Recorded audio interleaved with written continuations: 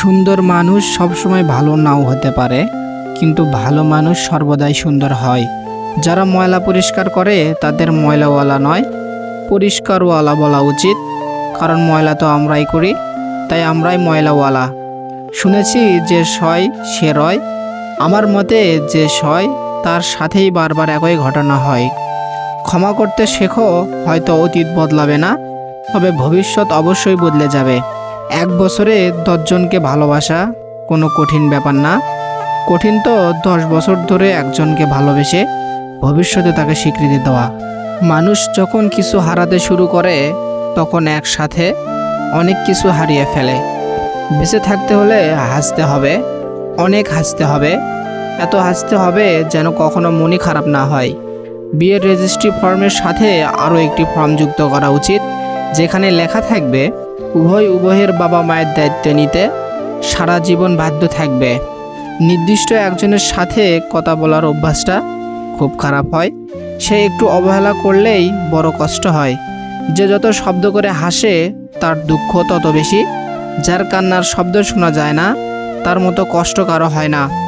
শৃঙ্খলা দেখুন পিঁপড়ের মধ্যে, একতা দেখুন কাকের মধ্যে, বিশ্বস্ততা দেখুন কুকুরের মধ্যে, স্বচ্ছতা দেখুন পায়রার মধ্যে, পরিশ্রম দেখুন ঘোড়ার মধ্যে, সাম্যতা দেখুন মৌমাছির মধ্যে, আর হিংসা, ক্রোধ, লোভ, নিষ্ঠুরতা, অহংকার দেখুন সৃষ্টির সেরা জীব মানুষের মধ্যে।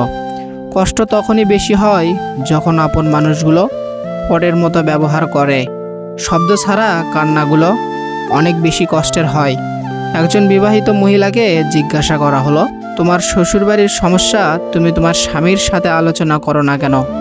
মহিলাটি হেসে জবাব দিলেন, ম্যালেরিয়ার সমস্যা কি মশার সাথে আলোচনা করে মেটানো যায়? সব রকম অভ্যাস করো, কিন্তু কখনো কারোর সাথে প্রতিনিয়ত কথা বলার অভ্যাস করো না। বালিশে মাথা রাখতেই যাদের ঘুম চলে আসে, দুনিয়ায় সবচেয়ে বেশি সুখী মানুষ তারা।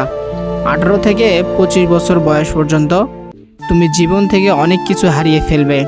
স্বামী হলো এমন একজন মানুষ যার সাথে ঝগড়া হলে মনে হয় ওর কাছে থাকা সম্ভব না, আবার মিল হলে মনে হয় ওকে ছাড়া বাঁচা যায় না।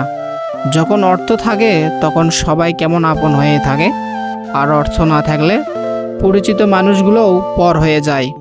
সম্মান দাও, কিন্তু এতটা দিও না যাতে তোমার নিজের সম্মানই চলে যায়।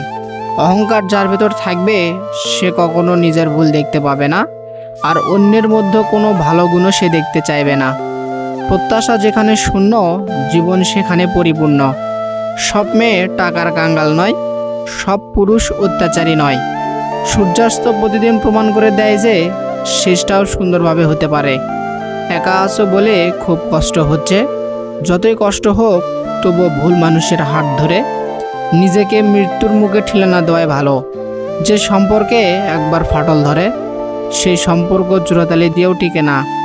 যদি তোমার কথা বলা কারো পছন্দ না হয় তাহলে চুপ থেকে তাকে খুশি করে দাও। এক মহিলা লিপস্টিক ঠোঁটে লাগিয়ে পার্টিতে এসেছে। গত বছরই তার জোয়ান ছেলে রোড অ্যাক্সিডেন্টে মারা যায়। চেনা একজন মন্তব্য করে বসলো, কি শখ রে বাবা, ছেলেটা মারা গেছে, এসেছে লিপস্টিক ঠোঁটে লাগিয়ে। কেউ জানে না আজকের দিনেই মহিলা তার ছেলের জন্ম দিয়েছিলেন। পার্টিতে আসার আগে মা ছেলের ডায়েরি বুকে জড়িয়ে অঝরে কেঁদে এসেছেন। ডায়েরিতে লেখা ছিল, আমার মা খুব সুন্দর, সাজলে তাকে অত্যন্ত সুন্দরী লাগে। আজ আমার জন্মদিন, কিন্তু মা একটুও সাজেনি, ভাল লাগে না আমার। জীবনে ঘুমটাই আসল, টাকা খরচ হয় না, কোনো টেনশন থাকে না, কাউকে ভাবতেও হয় না।